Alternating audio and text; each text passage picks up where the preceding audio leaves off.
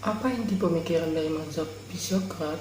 Inti pemikiran utama dalam mazhab Sokrat adalah pemikirannya yang selalu mengutamakan dari segi pertanian dan kebebasan, sehingga untuk mencapai kemakmuran tidak perlu adanya campur tangan dari pemerintah.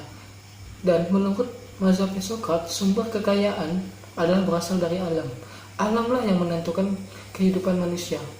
Alam identik dengan tanah, maka semua kekayaan yang berasal dari tanah harus dimanfaatkan sebaik-baiknya, seperti hasil pertanian, perkebunan, dan lain-lain. Seperti yang dituangkan dalam tabel ekonomi, masyarakat digolongkan menjadi 4 golongan. Yang pertama, yaitu kelas produktif, yang terdiri dari kaum petani. Yang kedua, kelas tuan tanah, yang terdiri dari kaum pemilik tanah. Yang ketiga, kelas tidak produktif, yang meliputi kaum pedagang, pengrajin, dan industriawan. Yang keempat, kelas masyarakat buruh adalah kaum yang menerima upah dan gaji dari tenaga kerjanya. Menurut pemikiran merkantilisme, bagaimana cara mencapai kemakmuran negara? Merkantilisme merupakan teori yang menyatakan bahwa kesejahteraan suatu negara hanya ditentukan oleh banyaknya aset atau modal yang disimpan negara, serta negara harus melakukan perdagangan internasional, yakni dengan melakukan kegiatan ekspor sebanyak mungkin dan melakukan sedikit impor. Itulah yang disebut dengan negara yang makmur menurut pemikiran merkantilisme. Merkantilisme meyakini bahwa dunia memiliki keterbatasan sumber daya atau kekayaan, sehingga mengumpulkan kekayaan sebanyak-banyaknya menjadi salah satu tolak ukur utama untuk menentukan atau menunjukkan bahwa suatu negara itu makmur.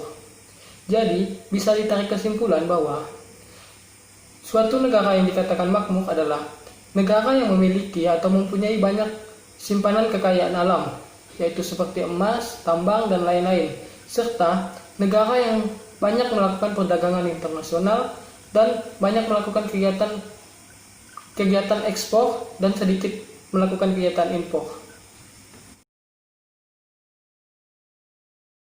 Menurut Thomas Moon, bagaimana cara meningkatkan surplus ekspor dan bagaimana kaitannya dengan kondisi sekarang?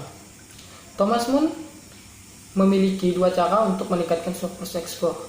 Yang pertama yaitu tentang kebijakan harga. Thomas Moon menginginkan ekspor dijual pada tingkat harga yang terbaik, yaitu harga yang menghasilkan pendapatan dan kekayaan yang lebih banyak untuk negara yang melakukan ekspor.